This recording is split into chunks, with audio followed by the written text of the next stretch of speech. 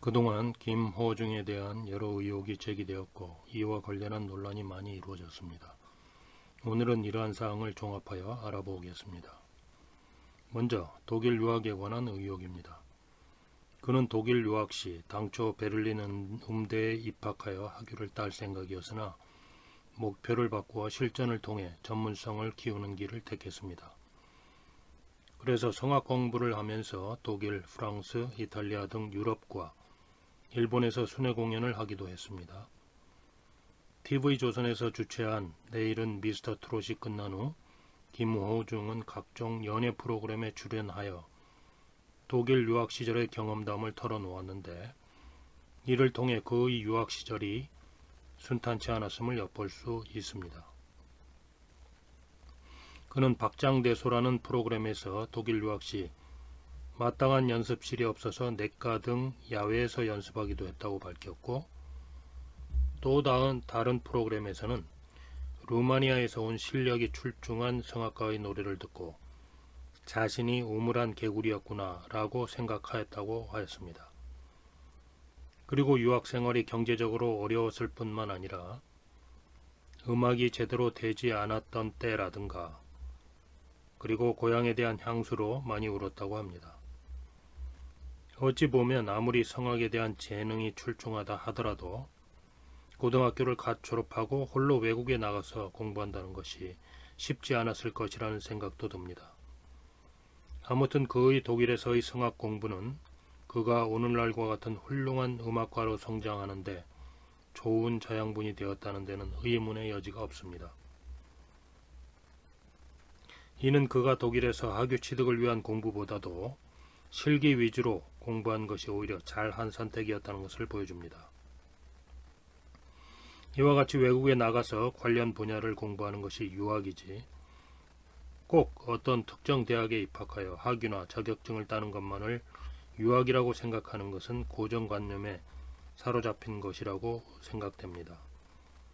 결론적으로 김호중은 분명히 독일에서 성악 공부를 하였기 때문에 대학에서 공부했는지 또는 학위 취득을 했는지에 관계없이 독일에 유학했다고 얘기하는 데에는 아무런 문제가 없습니다. 다음으로 김호중 씨도 솔직히 밝혔듯이 그가 일시적으로 폭력 조직에 몸담았다는 것은 다 아는 사실입니다. 그가 속했던 폭력 조직의 이름이 무엇이든지 그런 게 중요한 것이 아니라 그가 그런 조직에서 빠져나와 바른 길을 걸었다는 것입니다. 그가 폭력 조직으로부터 발을 뺄 수 있었던 데에는 그의 음악에 대한 열정뿐만 아니라 그의 은사이신 서수영 선생님의 헌신과 할머니의 유언이 있었기에 가능하였다고 생각됩니다. 우리가 그에게 박수를 보내는 이유는 잘못된 길에서부터 빠져나와 음악의 길을 택했고 그 분야에서 성공했기 때문입니다. 하지만 일부 유튜버가 김호중이 지금도 그런 폭력 조직에 연루되어 있는 것처럼 방송한 것은 그에 대한 분명한 인격권 침해라고 생각됩니다. 그가 폭력 조직에 가담했었다는 것은 분명히 잘못된 것이지만 그것이 잘못된 줄 알고 그러한 생활을 청산한 것은 오히려 칭찬받을 일입니다.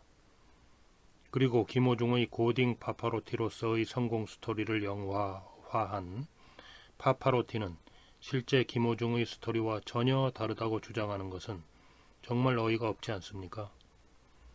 영화 파파로티는 조폭을 미화한 것도 아니고 조폭에 가담했던 자가 그러한 폭력 조직으로부터 탈퇴하여 성악가로서 성공하는 것을 영화화한 감동적인 스토리입니다.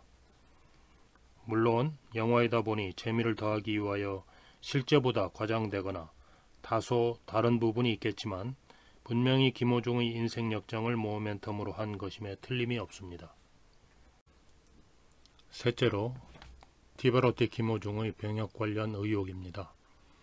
다들 아시는 바와 같이 김호중은 아직 병역의 의무를 마치지 않았으며 최근 병무청의 판정에 따라 4급으로 결정되어 사회복무요원으로 병역 의무를 이행하게 되었습니다.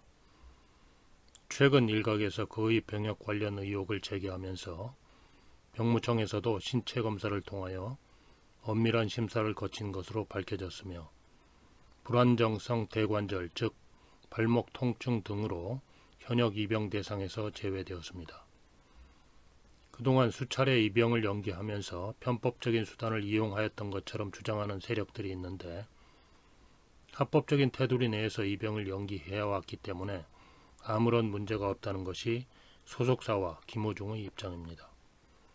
생각컨대 우리나라 병무 행정이 정당한 사유도 없이 입영을 연기해 줄 만큼 허술하지 않다고 생각합니다. 또한 병역 연기가 최대 730일까지 가능한데 이미 그 기간을 초과했다는 주장도 있었는데 그러한 기간이야말로 병무청에서 더 정확하게 계산하고 있을 터인데 터무니없는 주장을 하는 것을 보면 다분히 생트집을 잡기 위한 것이라는 것을 잘 알 수 있습니다. 이제 10월 초에 병역 연기 기간이 만료되므로 이때부터 김호중의 사회복무요원으로서의 근무가 시작될 것으로 예상이 됩니다. 넷째로 전 매니저와의 관계 청산 문제입니다. 김호중은 내일은 미스터 트롯이 종료된 직후 현 소속사인 생각을 보여주는 엔터테인먼트와 계약을 체결하였습니다. 이와 관련 김호중과 몇 년간 같이 일해온 전 매니저 권모 씨는 자신과 사전 협의도 없이 타 소속사와 계약을 체결한 데 따른 손해배상 청구 소송을 제기하였고 김호중은 미리 알리지 못한 것에 대해 사과의 뜻을 밝힌 바 있습니다. 이 문제는 근본적으로 당사자 간의 민사 문제이므로 상호 합의에 의해서 원만히 해결하는 것이 바람직하나 아직 합의가 이루어지지 않고 있습니다.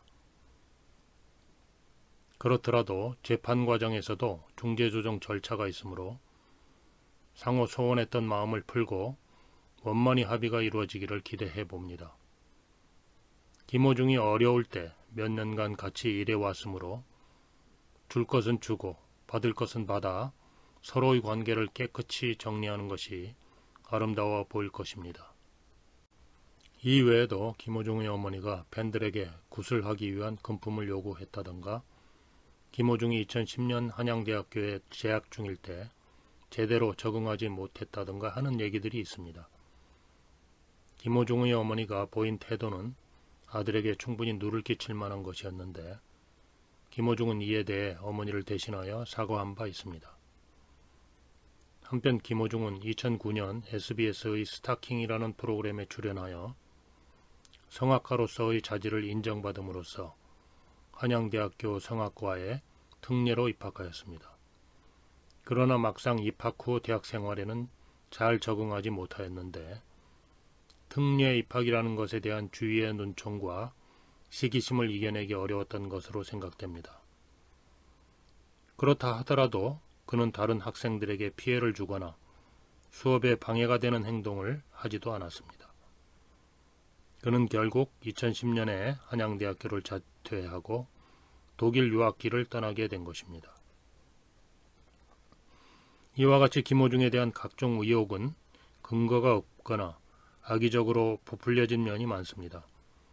이는 김호중의 전 매니저 측에서 의도적으로 흘렸거나 김호중의 성공을 시기하는 세력들에 의하여 악의적으로 생성된 것으로 볼 수 있습니다. 김호중의 전 매니저를 버림받은 자로 묘사하면서 그를 옹호하고 김호중을 이중인격자로 호도하는 세력까지 생겨나게 되었습니다. 김호중은 근본적으로 착한 인성을 지녔으며 성격도 솔직하고 친화력이 있는 사람이라고 생각합니다.